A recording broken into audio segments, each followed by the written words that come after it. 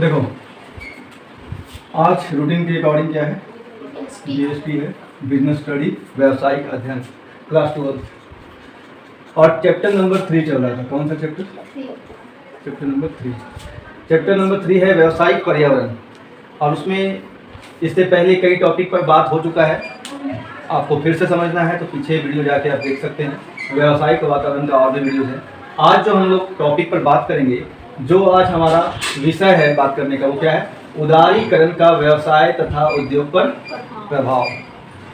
अब आप यदि कहेंगे कि उदारीकरण क्या है सर, तो आपको लास्ट वीडियो देखना पड़ेगा। उसमें हम अच्छी तरह से बताए हैं उदारीकरण का अर्थ क्या है। आज हम फिर से उदारीकरण का अर्थ क्या है वो बात नहीं करेंगे। आज हम लोग बात करेंगे कि उदारीकरण का व्यवसाय और उद्योग पर क्या प्रभाव पड़ा है। और ये भी आपसे पूछेंगे कि उदारीकरण एक नीति है, इसका निर्धारण, इसका प्रयोग हमारे देश में हुआ था या कहीं और हुआ था? हमारे देश में, मतलब भारत में सन 1991 के टाइम में बहुत सारी नीतियां बनाई गई थी, लेकिन उसमें से 3 नीतियां जिसको हम लोग क्या नाम से जानते हैं? एलपीजी। बताया था लास्ट क्लास में भी, याद है? एल मतलब हिंदी में उदारीकरण, इंग्लिश में लिबरलाइजेशन। पी मतलब हिंदी में निजीकरण, इंग्लिश में प्राइवेटेशन। जी मतलब ग्लोबलाइजेशन, वैश्वीकरण। सब भूल जाते हैं आप लोग। जैसे घर में भोजन बनाते हैं, खाते हैं और पचा लेते हैं, पढ़ाई के साथ वही हो रहा है। क्लास आते हैं, देखते हैं, सुनते हैं, घर जाके लिखते भी हैं, लेकिन फिर अगले हफ्ते या कुछ दिनों के बाद पूछा जाए तो खत्म कहानी है। ये आप ही के साथ नहीं, सब यही कर रहा है। चलो हम क्या करें, हम तो समझा रहे हैं, इतना ज़्यादा कौन समझाएगा आप लोगों को। तो आज हम लोग जो पढ़ने वाले हैं वो पढ़ने वाले कि भारत में जब उदारीकरण लागू हुआ, भारत में जब उदारीकरण नीति, जिसको इंग्लिश में लिबरलाइजेशन पॉलिसी कहते हैं, जब लागू किया गया तो भारतीय व्यवसाय और भारतीय उद्योगों पर इसका क्या प्रभाव पड़ा। तो बहुत सारा प्रभाव पड़ा। ये 6 पॉइंट लिखे, 6 ही नहीं प्रभाव है, इतना ज़्यादा प्रभाव पड़ा है कि आप लिखते लिखते कॉपी खत्म हो जाएगा आपका। लेकिन हम लोग एग्जाम का भी तैयारी करना है, तो उसको फोकस करते हुए हम लोग मात्र 6 पॉइंट को समझेंगे। ये सब प्रमुख आपका बिंदु है, प्रमुख पॉइंट है, ये आप आसानी से समझ भी सकोगे। तो सबसे पहला बिंदु क्या देख रहे हैं? सबसे पहला प्रभाव उदारीकरण का भारतीय व्यवसाय उद्योग पर क्या पड़ा? औद्योगिक लाइसेंसिंग तथा पंजीकरण को समाप्त कर दिया गया। औद्योगिक लाइसेंसिंग तथा पंजीकरण को समाप्त कर दिया गया। इसका मतलब क्या है, समझते हैं आप? बताएं से पिछले क्लास में कि 1991 से पहले भारत में किसी प्रकार का भी व्यवसाय होता था, छोटा होता था, बड़ा होता था, मध्यम आकार का होता था, सबको लाइसेंस लेना पड़ता था, सबको पंजीयन कराना पड़ता था, जिसके कारण कई व्यापारी वर्ग ऐसे होते थे जो तंग आकर व्यवसाय छोड़ देते थे, बंद कर देते थे। प्लस कुछ ऐसे नवयुवक या नवयुवतियां जिनको व्यापार करने का भविष्य में मन करता था, एंटरप्रेन्योर बनने का मन करता था, व्यापारी बनने का मन करता था, उद्योगपति बनने का मन करता था, वो भी स्थितियों को देखकर अपना ये मन त्याग देते थे। इसलिए उस समय हमारे देश में कोई नया व्यापारी, कोई नया व्यवसायी, कोई नया उद्योगपति निकल के नहीं आ रहा था, क्योंकि वो जानते थे कि भारत में व्यापार करना आसान नहीं है। भारत में व्यापार करने का मतलब है कि यहाँ सिर्फ नीतियों और कानूनों के बीच में फंस के रह जाना, लाभ कहीं भी आपको दूर दूर तक दिखेगा नहीं। तो ये स्थिति होने के कारण भारत का जो उस समय 1991 से पहले का जो आर्थिक स्थिति हो गया था वो बहुत ही दयनीय हो गया था, जिसको देखते हुए उस समय के जो भी सरकार थी, उस सरकार में मनमोहन सिंह जो थे एक पद पर थे, और उन्होंने ये नीतियां लागू की, जिसमें से प्रमुख नीतियां हैं एलपीजी, एल लिबरलाइजेशन उदारीकरण, पी प्राइवेटेशन निजीकरण, जी ग्लोबलाइजेशन वैश्वीकरण। एलपीजी लिक्विड पेट्रोलियम गैस मत समझ लेना, ठीक है? वो भी होता है, याद करने के लिए ट्रिक बनाया गया है, ठीक है? और पूछा भी जाएगा एग्जाम में, कहीं पूछ ही दिया एलपीजी का मतलब क्या है, तो आप क्या लिक्विड पेट्रोलियम गैस लिख के आओगे? वहाँ पे ऑप्शन में जरूर लिक्विड पेट्रोलियम गैस भी देगा, जान के देगा कि कोई फंस जाए। आप लिबरलाइजेशन, प्राइवेटेशन और ग्लोबलाइजेशन में टिक आउट करोगे, ठीक है? तो वही बताए थे कि औद्योगिक लाइसेंसिंग और पंजीकरण को समाप्त किया गया। उदार का मतलब समझाए ना पिछले क्लास में, उदारीकरण में उदार का मतलब समझाए थे हम। जैसे हम बोलते हैं कि हम जो है ना बहुत ही कड़े हैं, हम ऐसा शिक्षक हैं जो हम स्टूडेंट के ऊपर बहुत कड़ाई कर देते हैं। ये तो अच्छी बात है, ये कड़ाई अच्छी बात है, इससे आप पढ़ेंगे, आपका ही जीवन सुधरेगा। मेरा क्या अच्छा होगा, मेरा बस नाम होगा, हमको गर्व होगा, लेकिन आप आगे बढ़ोगे। तो ये हो गया कड़ाई। लेकिन हम बोले उदार बन जाओ। उदार बन जाए मतलब हम आप क्लास में आओ, आपको हम अधिकार दे दिए कि कोई बात नहीं, आओ और हम बोर्ड पे पढ़ा रहे हैं, आपस में बात कर लो, कोई दिक्कत नहीं। तो ऐसा उदार बन जाए हम, क्या है ना, मतलब उदार भी ऐसा बनो जिससे स्टूडेंट को फायदा हो। उसी प्रकार से 91 से पहले भारत में व्यवसायों पर, उद्योगों पर इतना कड़ा प्रतिबंध था, जैसे कि यहाँ लाइसेंस लेने का नियम था। आपको एक किराना स्टोर खोलना है, लाइसेंस लो, नहीं। अब इसे है क्या, नहीं, ठीक ना, अभी भी है लेकिन सभी उद्योगों पर नहीं है, सभी व्यवसाय पर नहीं है। आपको दवा दुकान खोलना है तो लाइसेंस लेना पड़ेगा। क्या आप दवा दुकान पे लाइसेंस नहीं खोलेंगे? आपको दारू बेचना है, मतलब वाइन बेचना है, नशीली पदार्थ बेचना है, आपको लाइसेंस नहीं चाहिए। नहीं चाहिए, चाहिए लाइसेंस। आपको यदि कोई ऐसा उपकरण बेचना है जो रासायनिक उपकरण है, ठीक ना, तो आपको लाइसेंस लेना पड़ेगा, ठीक है। तो औद्योगिक लाइसेंस और तथा पंजीकरण की समाप्ति का मतलब ये मत समझना कि पूरे व्यवसाय पे, सभी व्यवसाय पे समाप्त हो गया, सभी पे नहीं हुआ। कुछ व्यवसाय को रहने दिया गया, बाकियों से हटा दिया गया। तो पहला प्रभाव यही पड़ा।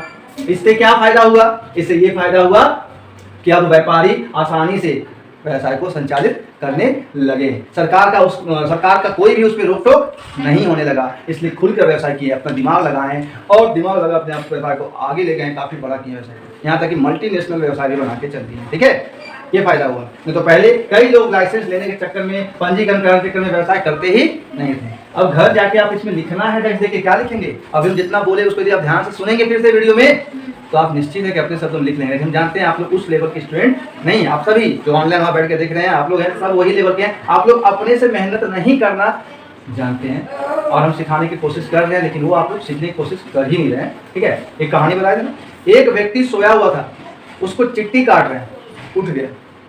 एक व्यक्ति सोने का नाटक कर रहा था, उसको चिट्ठी काट रहे हैं, छुट्टी काट रहे हैं, वो नहीं उठ रहा है। तो आप लोग किसमें से हो? एक व्यक्ति सोया था, चिट्ठी काटे उठ गया। एक व्यक्ति सोया था, चिट्ठी काट रहे हैं, नहीं उठ रहा है, इसका मतलब नाटक कर रहा है। आप लोग किसमें? जो नाटक कर रहा है सोने का, या सच में सोए हुए आप लोग? आप लोग सच में सोए हैं तो हम उठा देते हैं। अभी तक उठे आप लोग?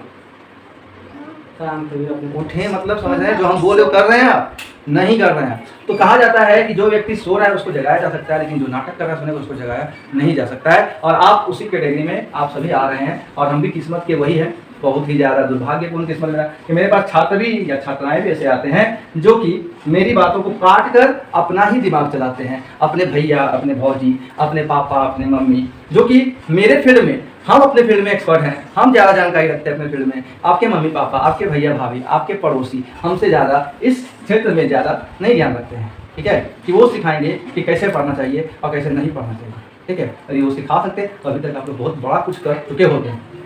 तो औद्योगिक लाइसेंसिंग तथा पंजीकरण की समाप्ति किसे कारण हुआ? गाड़ी करने के कारण। अब आपको घर जाके लिखना है, इतना लंबा लेक्चर देने के बाद फिर से हम बोल रहे हैं, और आप जो बोल रहे हैं इसमें आपको क्या लिखना है वो लिख भी लेना है, ताकि अपने से लिखोगे नहीं, पता है हमको। इसमें डायरेक्ट क्या लिखोगे?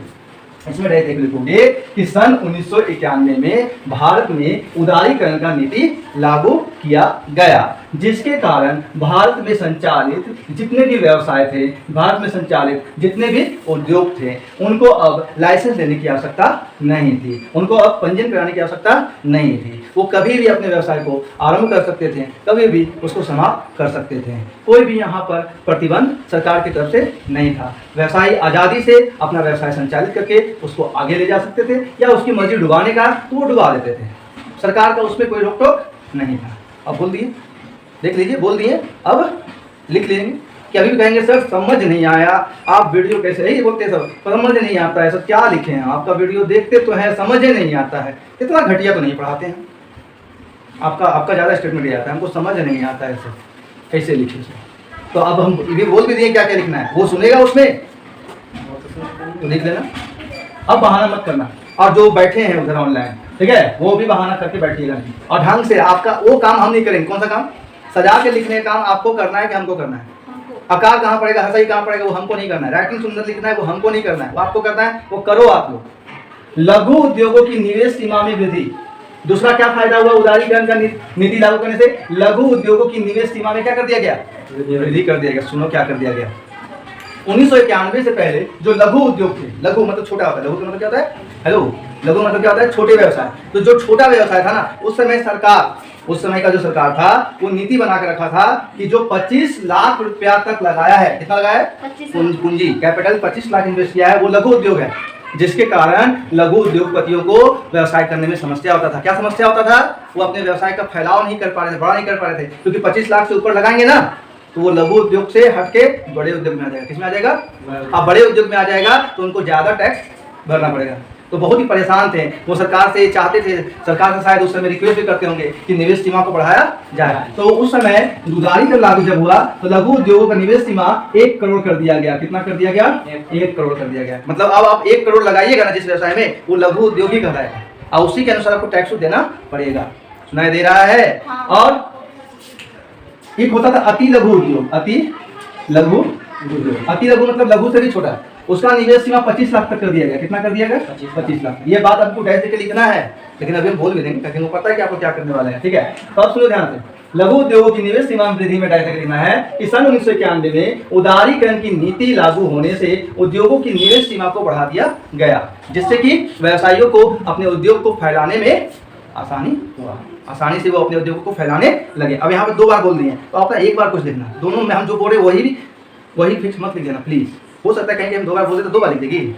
वही फिर से बोल रहे हैं कि उदारीकरण सन 1991 में भारत में जब उदारीकरण का नीति लागू किया गया तो वहां पर उद्योगों में निवेश सीमा को बढ़ाया गया, जैसे कि लघु उद्योगों का निवेश सीमा 1 करोड़ कर दिया गया और अति लघु उद्योगों की निवेश सीमा, पूंजी निवेश सीमा 25 लाख रुपया कर दी गई, जिससे उद्योगपतियों को काफी लाभ हुआ। वो अपने उद्योगों को जितना हो सके उतना फैलाने की कोशिश करने लगे, बड़ा करने की कोशिश करने लगे, या फिर बड़े स्तर पे उद्योग को करने का प्रयास करने लगे। सुनाई दे रहा है? अब हो सकता है कि हम जो बोले उससे बेहतर आप लिखना चाहते हो, जानते हो तो लिखो, अब दिखाओ कॉपी।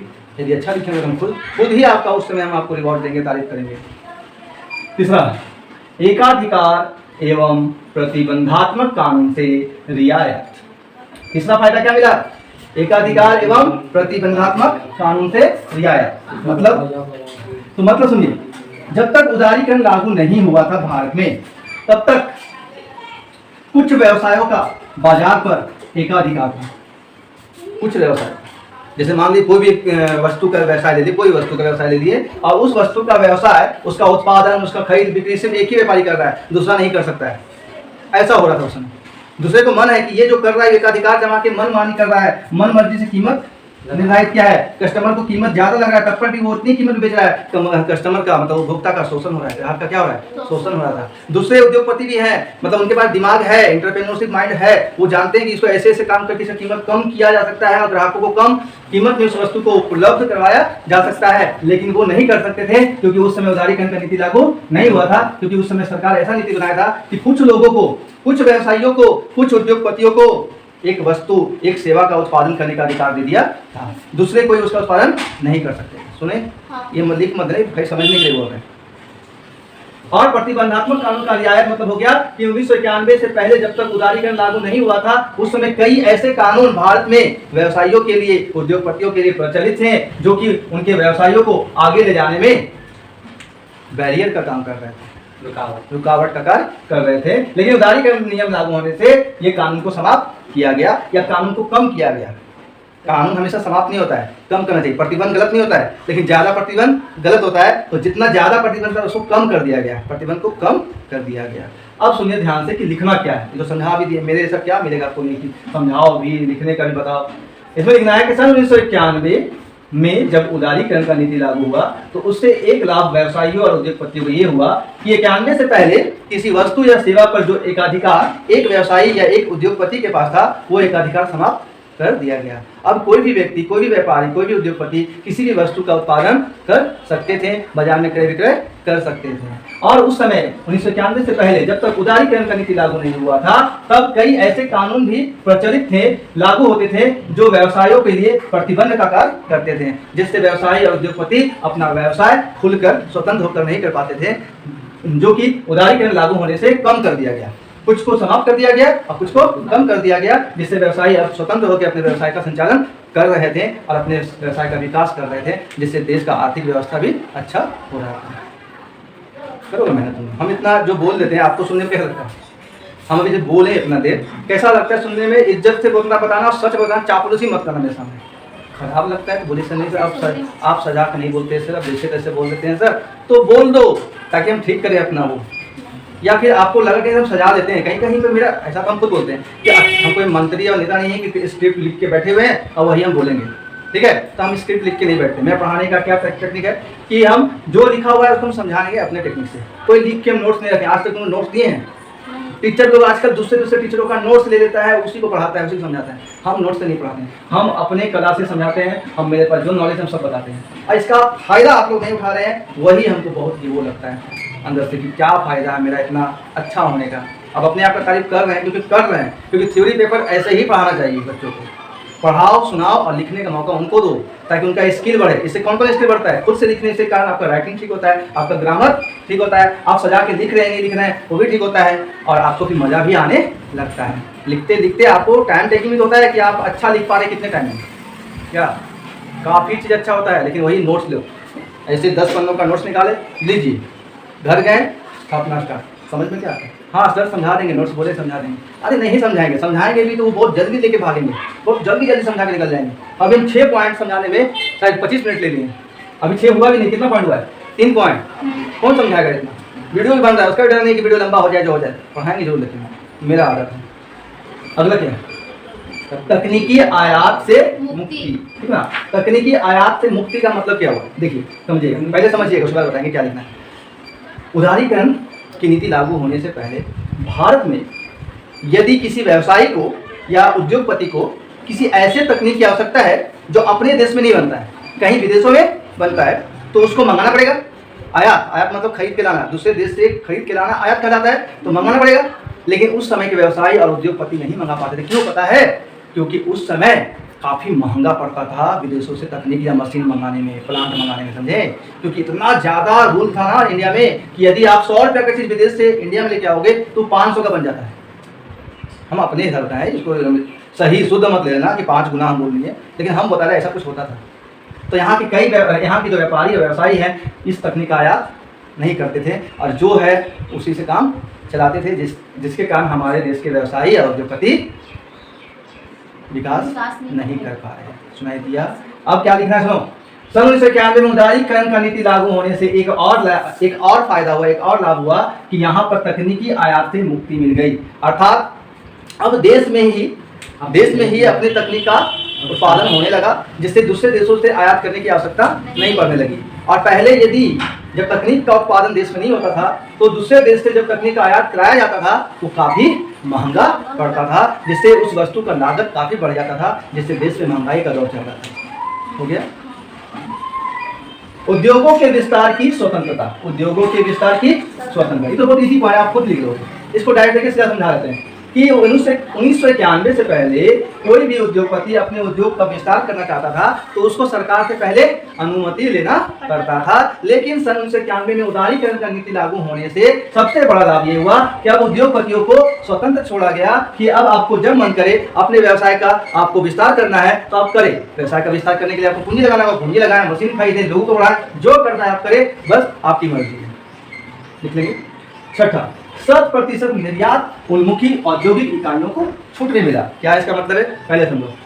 1991 से पहले भारत में कोई भी ऐसा वस्तु बनता था या ऐसा सेवा बनता था जो विदेशों में भी डिमांडेड है, विदेशी भी मांग रहे हैं, तो उस समय हमारे देश के जो उद्योगपति हैं वो इस चीज़ को वहाँ नहीं बेच पाते थे, क्योंकि बहुत ही कड़ा कानून यहाँ बना हुआ था निर्यात के लिए। इसलिए वो विदेशों में अपनी वस्तुओं को बेच नहीं पाते थे, क्योंकि बेचने से इनको ज़्यादा लाभ नहीं होगा। सुन रहे हैं? व्यवसायियों को ज़्यादा लाभ नहीं होता था, इसलिए नहीं बेचते थे। लेकिन 1991 में उदारीकरण का नीति लागू होने के बाद अब ऐसे उद्योगपति जो निर्यात संबंधी वस्तु बनाते हैं वो अब फ्री होकर, मतलब स्वतंत्र होकर अपनी वस्तु को विदेशों में निर्यात कर सकते हैं। सरकार उसमें कोई रोक टोक नहीं करता। हाँ, छोटा मोटा कानून रखा गया था, वो तो रहेगा। ये पूरी तरह से कानून कहीं नहीं आ सकता है। पूरा कानून बना देना, ज़्यादा प्रतिबंध लागू करना ये भी गलत है, अब पूरा हटा देना ये भी गलत है। इंसान का नेचर है कि ऐसा कानून बनाइए कि वो ना ही उसको प्रतिबंध की हो, और ऐसा भी कानून प्रतिबंध हटा नहीं दीजिए कि वो स्वतंत्र होकर कुछ अपराध करने लगे। ठीक है? अभी जाएगा कि नहीं जाएगा? देखो फिल्म में एक डायलॉग सुना होगा, ये दुख जाता ही नहीं है। मतलब एक कॉमेडियन है वो कि बस नहीं बोल पाएंगे, हमसे नहीं हो पाएगा, थोड़ा सा इनफॉर्मल वर्ड का यूज उसमें हुआ है कि दुख कम ही नहीं होता है। ठीक है? चलिए, तो नेक्स्ट आपका है निजीकरण का व्यवसाय उद्योग पर प्रभाव, ये पढ़ना। इससे पहले क्या हुआ? उदारीकरण का व्यवसाय उद्योग पर प्रभाव, उसमें कुछ छूट गया।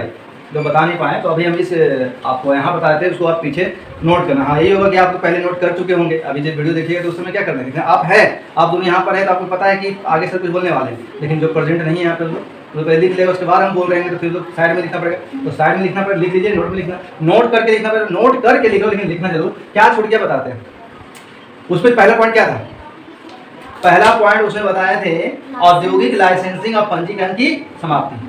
तो उसमें खाली हम पूरा समझा दिए इसमें लिखना क्या है, लेकिन उसमें एक डेटा भी, एक आंकड़ा भी है कि पंजीयन और लाइसेंस लेने का जो नियम है वो सभी उद्योगों से नहीं हटाया गया, ये बताए थे, लेकिन कौन कौन उद्योग है कुछ नाम भी बताए थे ना, तो टोटल 6 उद्योग। अब हम बता रहे हैं, इसको नोट कर लेना, और आप लोग यहाँ हो प्रेजेंट तो आप लोग साथ में नोट करना होगा, और जो बाद में सुनेंगे बाद में नोट करेंगे नोट में, कि टोटल 6 उद्योगों को छोड़कर, कितने 6 उद्योगों को छोड़कर, एग्जाम पूछ सकता है, इसलिए 6 उद्योग कौन कौन, उंगली पर जोड़ो, जो शराब मतलब जो नशीली पदार्थ बेचते हैं, ऐसे लिखना है, दारू नहीं लिखना है, नशीली पदार्थ बेचने वाले को लाइसेंस लेना पड़ेगा, दवा बेचने वाले को लाइसेंस लेना पड़ेगा, हथियार जो रासायनिक हथियार बनाते हैं उनको लाइसेंस लेना पड़ेगा, ठीक ना, यहाँ अलग अलग कर दिया है, रक्षा उपकरण, वही हम हथियार बोल रहे हैं, तो रक्षा उपकरण हो गया, शराब लिखा है यहाँ पर, शराब बेचना है आपको, शराब का व्यवसाय करना, उत्पादन करना है, वो हो गया, फिर आपका सिगरेट अलग ले लिया है, 3 हो गया, औद्योगिक विस्फोटक, विस्फोटक वस्तुएं बना रहे हैं, 4 हो गया, खतरनाक रसायन बना रहे हैं, 5 हो गया, और दवा, औषधि मतलब वही दवा, सुनाई दिया, लिखना है, लिख लेना, हम वहाँ नहीं बोल पाए, छूट गया, बोलने के जोश में बोलते चले गए। अब बता रहे हैं कि टोटल 6 उद्योगों को छोड़कर बाकी उद्योगों से लाइसेंस प्रणाली हटा दिया गया, पंजीयन प्रणाली हटा दिया गया, सुनाई दिया, उदारीकरण नीति के अंतर्गत। वो 6 उद्योग कौन कौन, कौन कौन, ना नशीली नहीं बोला, यहाँ बुक लिखा वही, शराब, सिगरेट, औषधि, विस्फोटक वस्तुएं, तलवार नहीं था, 4, ठीक है, और क्या था, विस्फोटक वस्तुएं हो गया, और खतरनाक रसायन, ठीक है, और रक्षा उपकरण। एग्जाम पूछेगा आंसर क्यों, क्या कीजिएगा लोग, रक्षा उपकरण याद नहीं हो रहा है, सिगरेट याद नहीं हो रहा है, शराब नहीं याद हो रहा है, औषधि याद नहीं हो रहा है, विस्फोटक वस्तु याद नहीं हो रहा है, ठीक है, ये सब कर देना, ठीक है। और एक चीज क्या छूट गया, 1,25,00,000 इसे बता दिए थे, और क्या छूट गया, एकाधिकार और प्रतिबंधात्मक कानून से रियायत, यही पढ़ाया था ना, तो इसमें आपका था कि 22 उद्योगों को लाइसेंस से मुक्ति कर दी है, 22 ऐसे उद्योग थे जिसको लाइसेंस से, हेलो नोट कर लेना, 22 ऐसे उद्योग थे जो उदारीकरण के अंतर्गत लाइसेंस लेने से मुक्त कर दिया गया, ठीक है, और कोई ऐसा आंकड़ा नहीं है। अब आ जाते हैं हम लोग नेक्स्ट टॉपिक पर, और वो क्या है, क्या दिख रहा है बोर्ड पे, निजीकरण, निजीकरण का व्यवसाय और उद्योग पर प्रभाव। निजीकरण क्या है, ये हम लास्ट वीडियो में बताए हैं, वीडियो देख लेना, आप लोग लिख भी चुके हैं। निजीकरण क्या है बताए थे कि सन 1991 में LPG नीति के अंतर्गत निजीकरण नीति को भी लागू किया गया था, कहाँ, भारत में। इस नीति के अंतर्गत अधिक से अधिक सार्वजनिक क्षेत्र के उद्योगों को निजी क्षेत्र में हस्तांतरित किया गया, अर्थात सार्वजनिक क्षेत्र के जो व्यवसाय थे, उद्योग थे, उनको निजी हाथों में सौंप दिया गया, ताकि निजी व्यक्ति मिलकर उस व्यवसाय उद्योग को अपने दिमाग से चलाकर प्रबंध करके व्यवसाय को आगे ले जाएं, उसका विस्तार करें, उसका लाभ कमाने की क्षमता को बढ़ाएं। आज भी जो सार्वजनिक क्षेत्र में व्यवसाय है, आज भी भारत में वो लाभ नहीं देता है। रेलवे सुने, रेलवे का जब सुनो तो उसका रोना यही आता है कि घाटा हो रहा है, हर साल घाटा हो रहा है, घाटा हो रहा है, समझे। यदि ये रेलवे को सार्वजनिक क्षेत्र में सौंप दिया जाए, निजी किसी कंपनी को दे दिया जाए मैनेजमेंट करने के लिए, तो क्या लगता है उस केस में भी आपका लॉस होते रहेगा? नहीं, सार्वजनिक क्षेत्र में क्यों लॉस होते रहता है पता है आपको? रेलवे में कई लोग बिना टिकट के चढ़ जाते हैं। प्राइवेट होगा तो प्राइवेट कंपनियां ऐसी ऐसी व्यवस्था करेगी जिसमें आप बिना टिकट के घुस ही नहीं पाएंगे अंदर, मतलब रेलवे परिसर में, इसको परिसर बोलते हैं हिंदी में, इंग्लिश में प्रीमाइसेस में आप इंटर नहीं करते। जैसे देखो ना, मेट्रो में कभी गए नहीं गए, मेट्रो में जाइएगा तो ऐसे यहाँ पे गेट लगा हुआ है, उसमें एक पॉइंट देगा, पॉइंट टच कीजिएगा तभी वो खुलेगा, ठीक है। जो भी है मतलब कुछ होगा, ऐसा टेक्नोलॉजी रहेगा जिससे आप अंदर जाने के लिए आपको कुछ देना पड़ेगा, तब आप जा सकते हैं, मतलब टिकट लेना पड़ेगा, उसके बिना आप नहीं जा सकते हैं, ठीक है। तो चलिए बात करते हैं निजीकरण का व्यवसाय और उद्योगों पर प्रभाव। 5 स्पीड में करेंगे, वीडियो लंबा हो जाएगा। विनिवेश की नीति, निजीकरण का व्यवसाय उद्योग पर प्रभाव है। पहला प्रभाव क्या बता रहा है? विनिवेश की नीति बनाई गई। विनिवेश की नीति मतलब सुनो, आप पास ध्यान से सुनो। मान लीजिए कि एक उद्योग है, एक व्यवसाय या उद्योग जो भी सोच लो, एक उद्योग सोच लो, ठीक है। इसमें 100 रुपया निवेश है। कितना रुपया निवेश है? और ये 100 रुपया किसका निवेश है? सरकार का, उद्योगपति का, किसका? सरकार का निवेश है। अब जब निजीकरण का रूल लागू हुआ तो अधिकतर सार्वजनिक क्षेत्र के उद्योगों को निजी क्षेत्र में डाला गया। कैसे डाला गया? तो क्या किया गया कि निजी उद्योगपतियों को या जो निजी निवेशक हैं, जो इन्वेस्ट करना चाहते हैं, उनको कहा गया कि आप इसमें निवेश कीजिए, ठीक ना। तो उधर से निजी व्यक्तियां इसमें मान लो 200 रुपया निवेश कर दिया। कितना? तो पहले 100 रुपये पूंजी था, कितना 200 और 100 कितना हो गया? तो अब इस उद्योग को हम लोग निजी उद्योग कहेंगे या सार्वजनिक? किसका हिस्सा ज्यादा है इसमें? निजी व्यक्तियों का पूंजी में हिस्सा ज्यादा है, शेयर ज्यादा है या सरकार का ज्यादा है? निजी का है। तो निजी व्यक्ति जब पैसा 200 रुपया लगाया है, पूंजी लगाया है, तो ये प्रॉफिट भी कमाना चाहेगा ना। तो प्रॉफिट कमाने के लिए सरकार को कहेगा ना कि आपकी नीतियां ठीक है, हम सुनेंगे, लेकिन वो नीति यदि हमको सही नहीं लगेगा तो लागू नहीं करेंगे। तो निजी व्यक्ति अपने हिसाब से प्रबंध करके इसका क्या करते हैं? डेवलपमेंट करते हैं, और इसका जो प्रॉफिटेबिलिटी, एफिशिएंसी है, जो क्षमता है कमाने का, लाभ कमाने का, उसको बढ़ाते हैं। निजी व्यक्ति सब यही होता है। निजी व्यापारी क्या है? अपना लाभ देखते हैं, वो कुछ नहीं देखेंगे कि किसका नुकसान हो रहा है, किसका फायदा हो रहा है, वो अपना व्यवसाय का फायदा देखते हैं। और सरकार का क्या करना होता है कि सरकार लोगों का फायदा देख के चलता है, ठीक ना, जिससे कि नुकसान उठाकर ही व्यवसाय को चलाया जाता है। ये सही भी नहीं ना है, आगे जाके समस्या हो जाता है देश में, ठीक ना। तो ये विनिवेश की नीति। अब इसमें कुछ डेटा होगा तो हम बता देते हैं। विनिवेश की नीति में लोग क्या बात बोला है, कुछ डेटा है। 2004 तक, इसको नोट कर लेना, 2004 तक सरकार 43,176 करोड़ रुपए की सार्वजनिक कंपनियों के शेयर निजी क्षेत्र को बेच दी। सोचो, 2004 तक सरकारी क्षेत्र का जो उद्योग था ना, उसको कितना बेच दिया प्राइवेट क्षेत्र में? 43,176 करोड़ रुपया में बोलना, 43,176 करोड़। 1 करोड़ नहीं, 2 करोड़ नहीं, 1,000 करोड़ भी नहीं, 43,176 करोड़ रुपया का जो पूंजी है वो किसको बेच दिया? सरकारी क्षेत्र वाला निजी क्षेत्र को बेच दिया। इसको नोट करना। इसमें एक एग्जांपल दिया है, मारुति उद्योग लिमिटेड, IBP, ONGC, मारुति उद्योग, ये सब सरकारी क्षेत्र का उद्योग था, ठीक है। इन सभी का शेयर किसको बेच दिया गया? निजी क्षेत्र में बेचा गया, ठीक है। दूसरा क्या है? निजी क्षेत्र के निवेश में निजीकरण नीति के अंतर्गत भारत सरकार ने निजी क्षेत्र के उद्योगों को, निजी क्षेत्र के व्यवसायों को निवेश में वृद्धि कर दिया, अर्थात उन्हें स्वतंत्रता प्रदान की कि आपको जितना पूंजी लगाना है आप उतना पूंजी लगा के अपने व्यवसाय का विस्तार कीजिए, फैलाइए, जितना अधिक लाभ कमाना है उतना लाभ कमाइए, ठीक है। इसमें कोई डेटा होगा तो बता देते, सुनो। इसमें डेटा है, भारत के व्यावसायिक एवं औद्योगिक क्षेत्र में आर्थिक सुधारों के अंतर्गत निजीकरण की प्रक्रिया अपनाने के कारण निजी क्षेत्र के कुल निवेश में तेजी से वृद्धि। ये मत लिखना, निजी क्षेत्र के कुल निवेश में 45% से बढ़ाकर 55% कर दिया गया। निजी क्षेत्र का 45% पहले निवेश का रखा गया था, बाद में कितना कर दिया गया?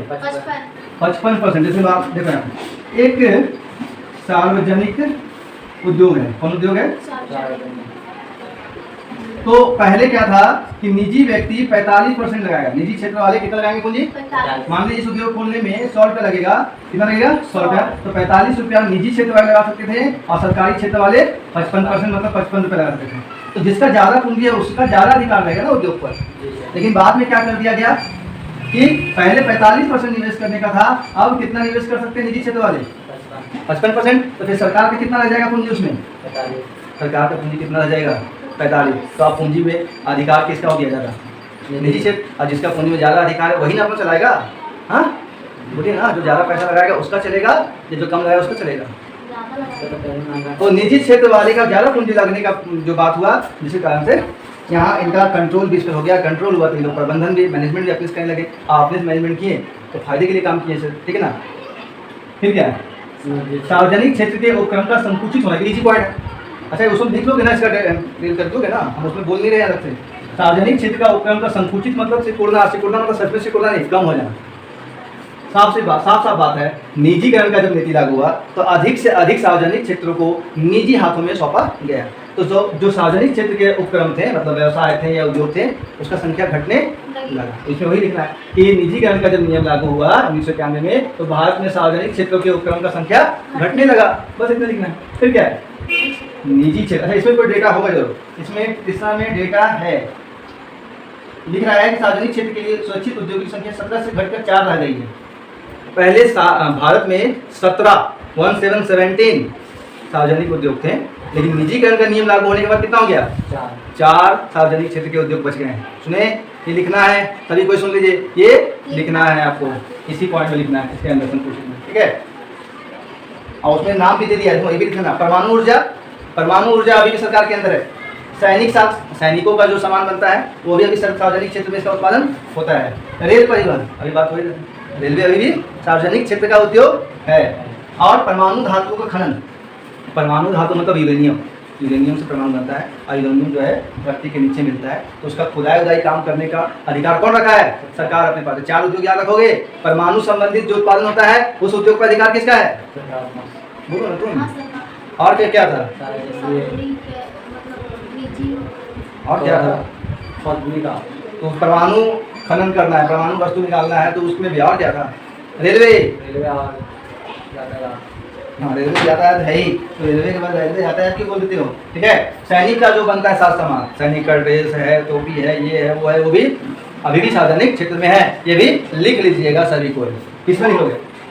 इसी पॉइंट में जब लिखोगे ना, पहले जो हम लिखना उसका एग्जाम्पल में या ऐसे ही समझा देना। अगला क्या है? निजी क्षेत्र के उद्योगों के विकास एवं विस्तार को प्रोत्साहन। क्या बोले? निजी क्षेत्र के उद्योगों के विकास एवं विस्तार। ध्यान सुनो, जब 1991 में निजीकरण का नियम लागू हुआ तो भारतीय सरकार ने निजी क्षेत्र के उद्योगों के विकास के लिए और विस्तार के लिए बहुत सारी योजनाएं निकाली, जिससे निजी क्षेत्र के उद्योग काफ़ी हद तक विस्तार किए हैं। कोई दिक्कत? हाँ, तो इसका डेटा मत लिखना, इसमें से डेटा है नहीं। उसके बाद है ऋणों की अंशों में परिवर्तनीयता आवश्यक नहीं। हम लोग पढ़े हैं डिबेंचर अकाउंट में शेयर, तो ऋणों की अंशों में परिवर्तनीयता आवश्यक नहीं। पहले क्या होता था कि जब कोई कंपनी डिबेंचर मतलब ऋण पत्र इशू करता था, तो जो व्यक्ति डिबेंचर खरीदता था वो शर्त रखता था कि वो आपका जो मेरा डिबेंचर है उसको आप भविष्य में अंश में मतलब शेयर में कन्वर्ट कर देना, तो हम पैसा देंगे।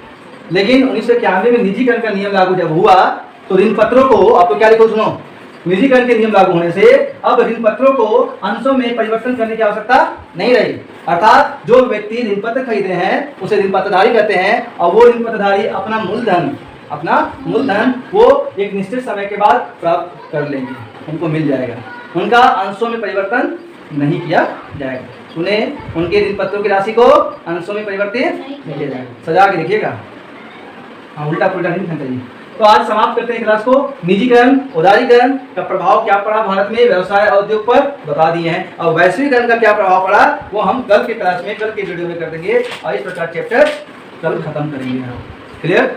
नोट्स करके सुंदर राइटिंग में सजा कर, अच्छा से सजा कर, संभाल कर लिख के जाइएगा, नाटक नहीं कीजिएगा। बस कैसे हो गया सर, वैसे हो गया सर, ये सब नहीं सुना है। 40 मिनट का वीडियो है।